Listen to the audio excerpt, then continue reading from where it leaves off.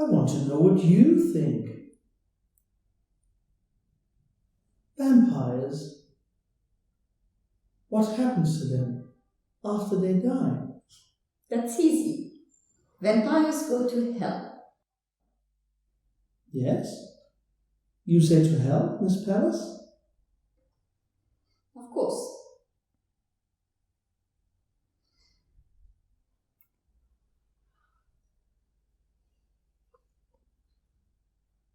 And you, Mr. Glory, what do you think?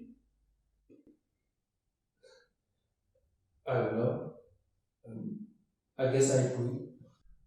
I believe that vampires in others' books all go to hell. Hell. Well, obviously, a vampire can't go to heaven.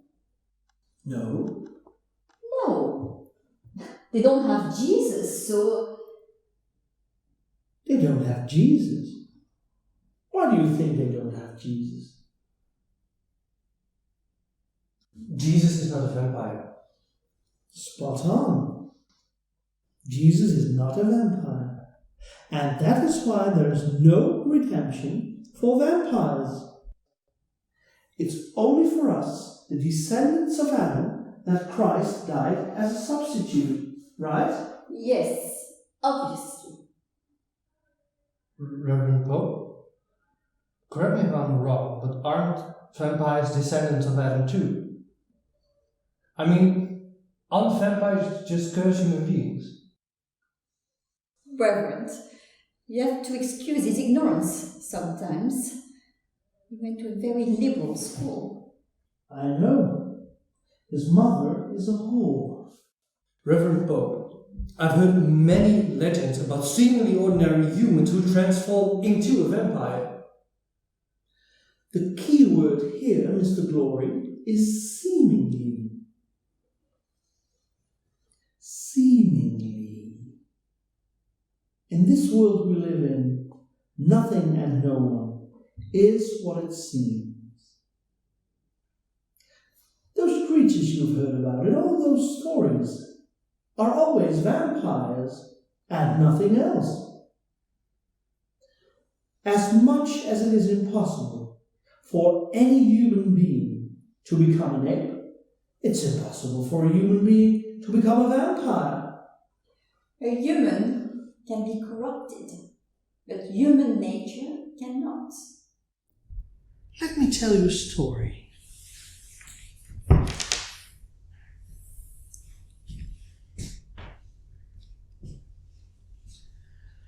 When I was a little boy, there was a child who was a little weird. And as we both got older, I started to notice that the weirdness that I perceived in him was increasing. This little fellow was not like the rest of us. Sometimes he would be crying in the corner, and if you'd ask him what's wrong, he would not reply. So I knew he was hiding something. There was something he did not want me to know. So I wanted to test my suspicions, and I brought some holy water to school. I wanted to see if it would kill him.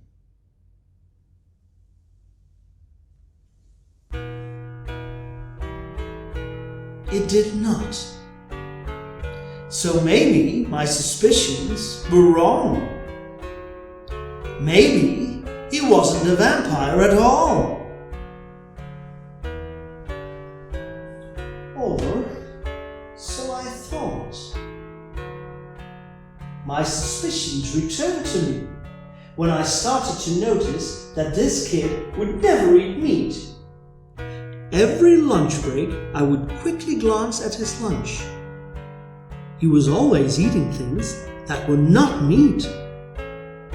He would never eat ham. He would never eat cheese. His meals were always deprived of such happiness. That is so strange. Did you confront him about it? No. Not every liberal idea should be given a chance to defend itself. If I would have given him a chance to open his mouth about his veganism, he might have tempted others to turn. There are two liberal ideas we should never give a place in our discussions. Legalism and veganism. Exactly. Those are very harmful ideas, and they are very appealing to most young people. Young people often have a desire for peace and love, things we can't establish in this world. It takes time before you learn to face this world of sin and death as it is. I stole his bag, and I looked through his belongings, and I found incriminating evidence, the Enchiridion of havoc, vampiric literature. It was a fact. He was a vampire.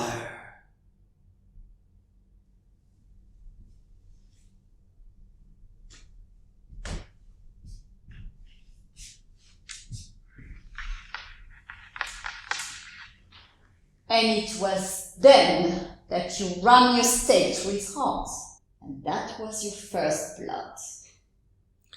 If only that were true. I failed to kill him. The stake did not damage him at all.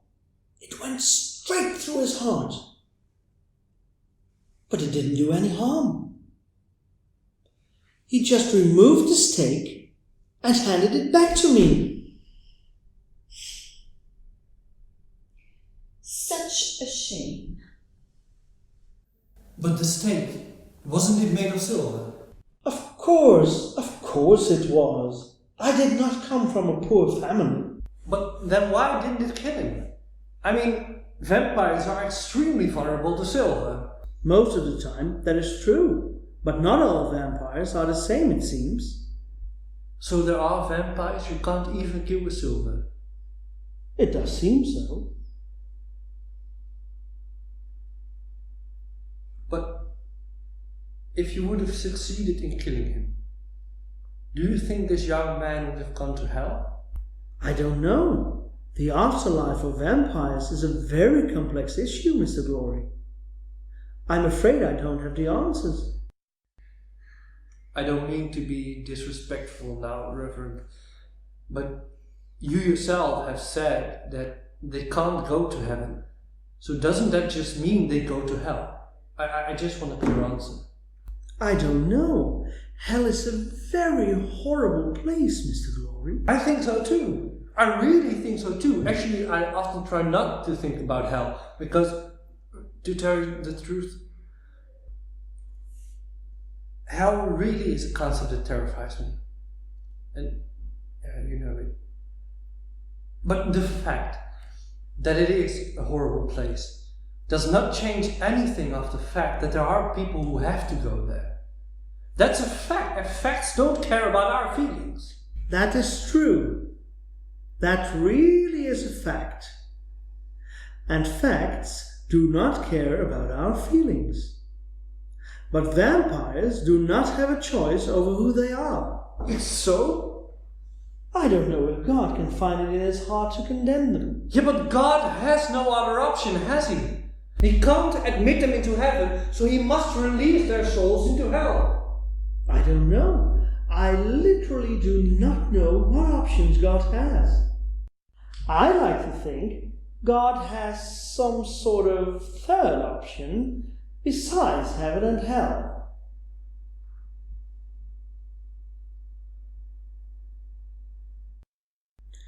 I know very well that the blood of Christ can't possibly cover them, simply because they are not human.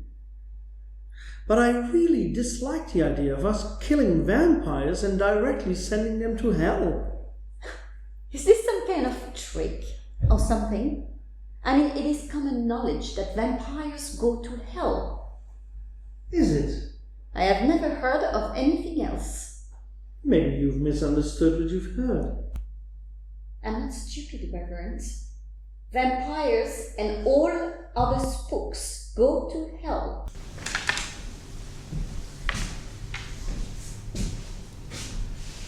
Miss Pallas, Mr. Glory does not like hell. Talking about it makes him very uncomfortable. But it almost seems like you don't care at all that vampires go to hell. Reverend Pope, I don't know what you mean. I know the truth, and I want to live by it. No, you don't know the truth at all. You are an actor, Miss Pallas. You play a character. You are an offensive stereotype of a Christian. You think we don't care about the people we kill. But we do, Miss Pallas. We do.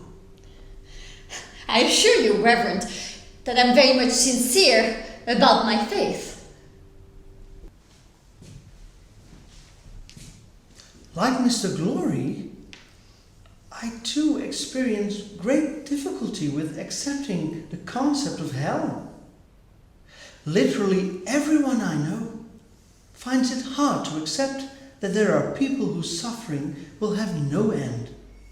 And I know a lot of good, reformed Christian people, all of whom struggle to accept eternal torture. But somehow, you don't seem to have a problem at all with the most horrific thing imaginable. Every spook on this earth will go to hell. From the moment they are born, they have only one destination. Does that not move you? Reverend Pope, I think there must be some type of misunderstanding here. If it seemed like I didn't care about the souls of the damned, I apologize. I don't need an apology. I'm afraid you've outed yourself, Laura. You are not what you make yourself out to be. You are a fake. You are a traitor. You are on the side of the monsters. That's ridiculous. Yes, it is ridiculous, isn't it?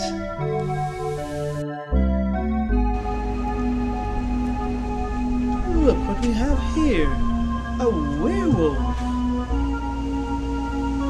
Show me. What do you do with a werewolf?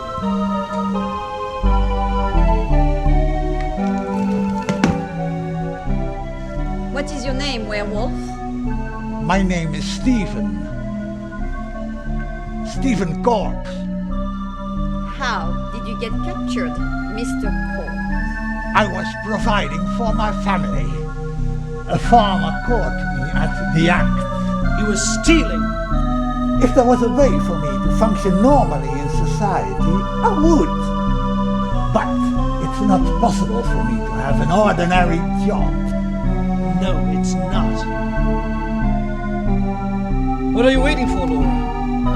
Yes, Laura. What are you waiting for? Laura, what are you waiting for? I'm so sorry. Roy, I'm so sorry.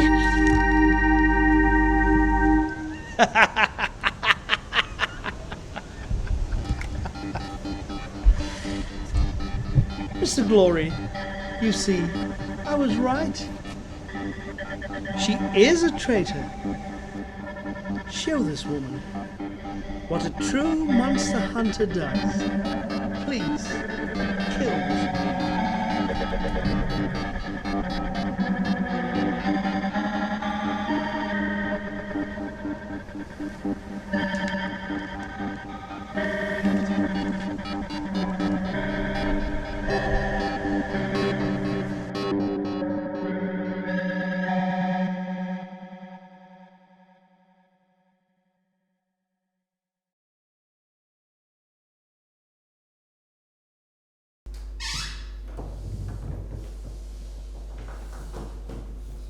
I think we have something to celebrate, Mr. Glory.